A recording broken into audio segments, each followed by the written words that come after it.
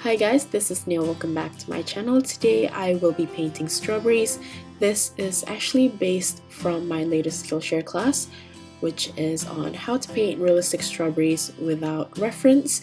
This is the less detailed or easier version of the strawberries that I painted, and this can be used as it is or as a form of warm-up or exercise to the class. Anyway, let's begin by drawing out the strawberries.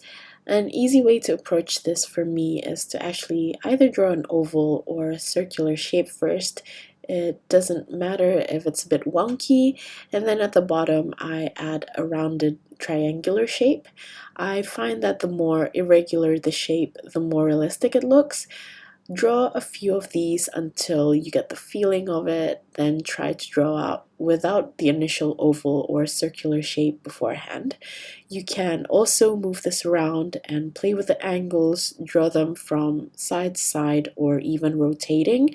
If you want to rotate the strawberries from front to back, the only thing that I would change is the position of the center of the leaf cap, and I would just indicate the positioning by drawing out a tiny dot or a circle on top of the strawberries. As you can tell, if the position of the dot is very high on top of the strawberry, that means that you're looking at the strawberry from the side, but if you're tilting it forward, you would be able to see more of the leaf cap. Another thing to be mindful of is the contour of the strawberries.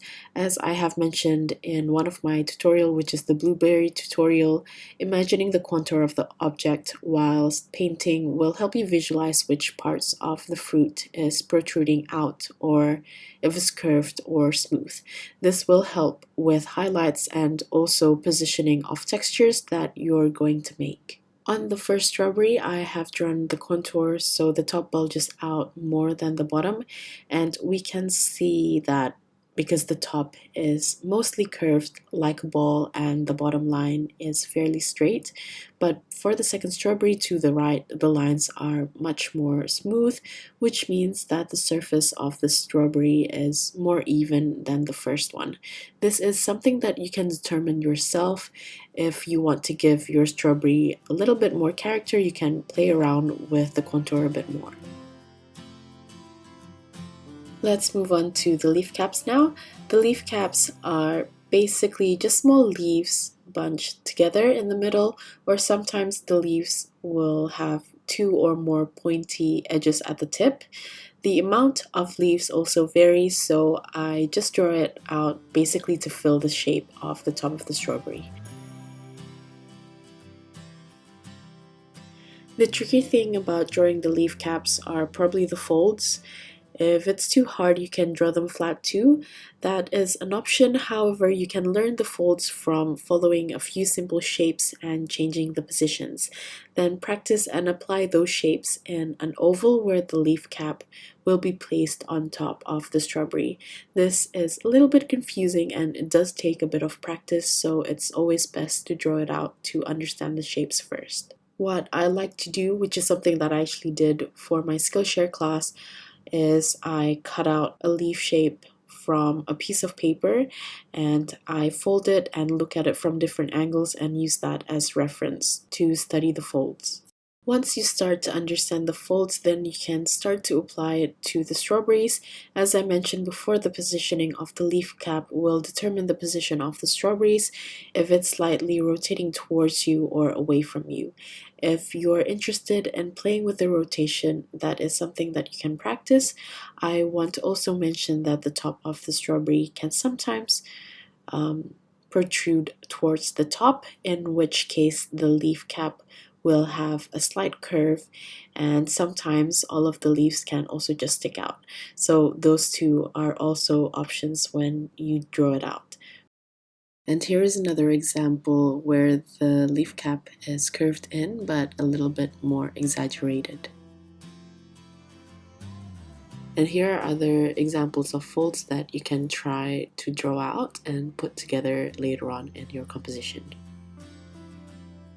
With the composition that I will be painting, I'm also going to add a strawberry blossom, and to draw this I'm just going to draw a flat or a frontal view of the flower to make it simple, which is made out of 5 petals with thin pointy leaves sticking out between each petal. And then the center is just made out of one main circle and a bunch of smaller ones on the sides. Next, I'm going to show you the colors that I'm going to use, which are Naphtha Red by MGraham, Quin Red by Daniel Smith, Hansa Yellow by Daniel Smith also, then Prussian Blue, Olive Green, and Ivory Black from my Holbein set. And I'm also going to finish off with a bit of white gouache by Winsor & Newton.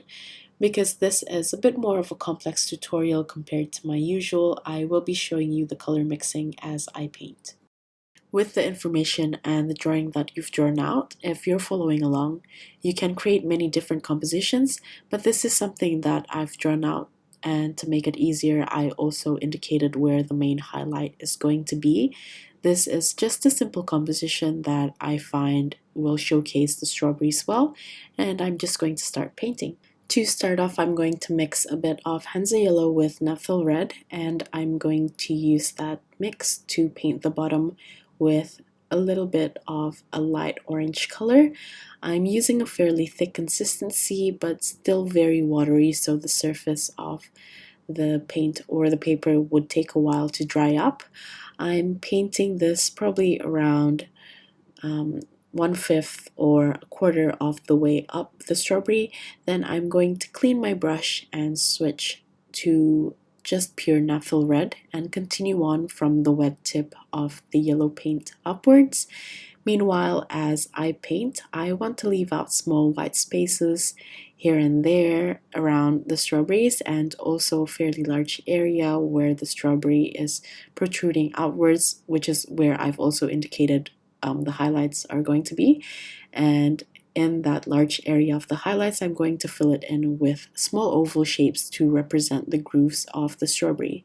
Then I'm going to keep continuing to paint upwards to the leaf cap, but before I reach the top, I clean my brush again and pick up a tiny bit of light orange color from earlier and paint a little bit on the tip of the red. Then I can either continue on with just clean water for the top so it looks a bit lighter, or another option is to use a little bit of white gouache to continue on to the top. And now I'm just going to continue to paint using the same method for all of the strawberries, and I'll get back to you once I'm ready to move on to the next step.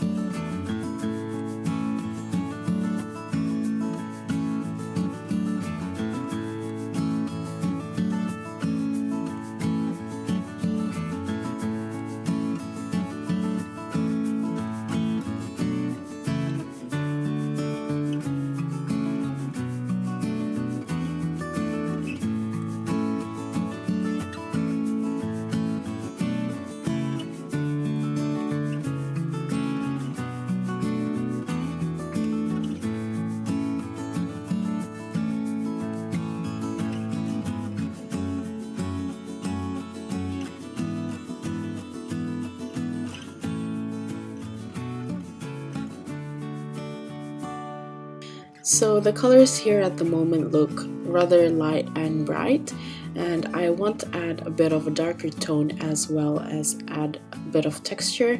For this, I'm going to mix some Quin Red, Ivory Black, and Prussian Blue to some of the Naphtha Red to create a rich burgundy color. Because you're mixing a lot of colors, There are a lot of options that you can come up with, so if you're unsure, you can swatch out the colors first before painting it on strawberries. If you want a high contrast, you can use a darker tone, but I don't really want mine to be too dark. This does take a bit of experimentations to know what you like, so it can be something that you try on a piece of scrap paper for trials to see the tone of red that you feel would suit your own painting. So with the burgundy color mix, I'm going to place some shadows on the opposite side of the large highlight, and I'm going to use small brush strokes to suggest the texture of the strawberry skin. I don't want to go too overboard with this. A little does go a long way because your eyes will be able to adjust to the shapes, and I'm just going to apply this to all three of the strawberries.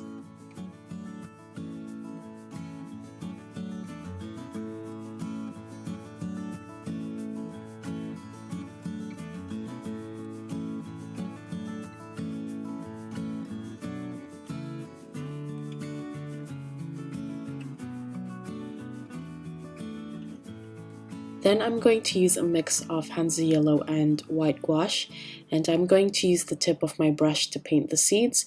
You can also use a smaller brush if that's a bit more comfortable for you. The seeds that I'm going to paint with this color, I'm only going to place on the darker surface or the red surface, and at the bottom of the strawberries where the surface is yellow, you wouldn't be able to see the yellow seeds, so I'm going to use the darker red mix to paint the seeds at the bottom of the strawberries, but I kind of forgot at this point, so I'm going to first move on to the leaf caps after this before painting the dark seeds. And for the leaf cap, I'm going to first use a mix of olive green and Hansa yellow. Here my palette is a bit dirty, so I'm also picking up the colors that's already dried up, but I don't actually mind the color that turned out. If you would like to make the green slightly cooler, you can add a tiny bit of the Prussian blue to the mix, but I'm just going to use this for the base color to paint all of the leaf caps.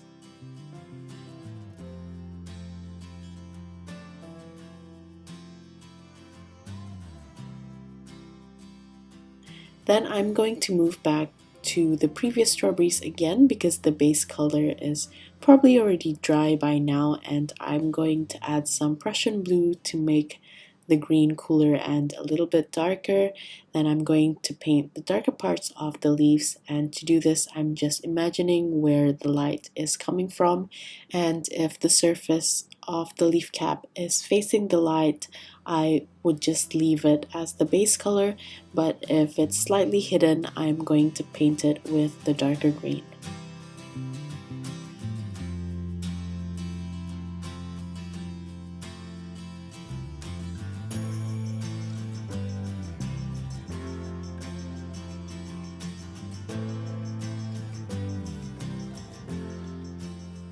I'm also going to paint the strawberry stem and also add some shadows in between the leaves and the strawberries. So for the shadows, I'm going to use the burgundy mix, and I'm going to mix that with the green color and create a slightly brown tone. Then apply it to the bottom of the leaf cap to create a separation between the leaves and the strawberries. At this point, I also just realized that I haven't painted the bottom of the strawberries too, so I'm going to just add the seeds before I move on to the flowers. For the flower, I'm going to switch to my small brush, and I'm going to first start with the light green mix that I use for the base color of the leaf cap, and I'm going to use that to paint the thin leaves in between the petals. Then I'm going to paint the flower petals.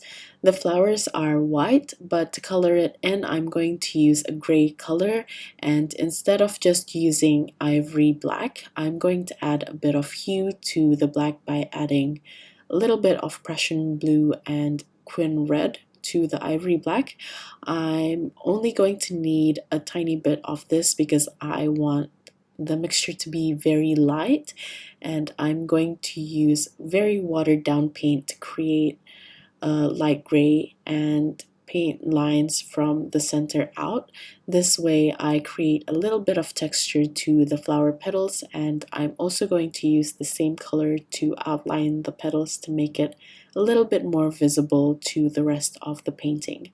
I'm also going to fill in the petals with an even lighter version of the gray. Then I'm going to finish off with the center of the flower, and for this I'm going to use a tiny bit of Naphthol red to the Hansa yellow to create a very light orange color, almost yellow, and paint the center by doing dotted strokes. While I wait for the center of the flower to dry, I also have a tiny bee here if you haven't noticed, and I'm going to paint the bee by just using flat colors. So basically just the Hansa yellow and ivory black for the stripes. And for the wings, I used a little bit of white gouache with a tiny bit of Prussian blue, and I think I also had a little bit of ivory black left on my brush, so it has a slightly grayish tone, and I'm going to just paint the wings. And I forgot to mention before, but the gray color that I use for the flight trail is the same as the mixture for the flower. As I wait for the yellow part of the bee to dry, I also decided to add a little bit more of an orangey tone to redefine the center of the flower. The body of the bee is dry now, so I just add black stripes with the color ivory black. To finish off the strawberries, I'm going to redefine some parts of the leaf caps. So for that, I just added ivory black to the cool green mixture, which has the Prussian blue, and I'm going to use the dark green mix with my small brush to add outlines to certain parts that might look a little bit messy or need a little bit more defining.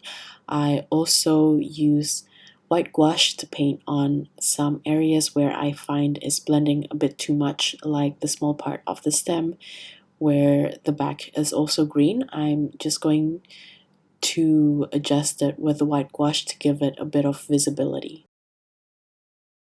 Last but not least, as you guys probably know by now, I love adding splatters to loose paintings, so I'm going to splatter some of the Naphthol red and also place tiny puddles of water and let that settle for a minute or so.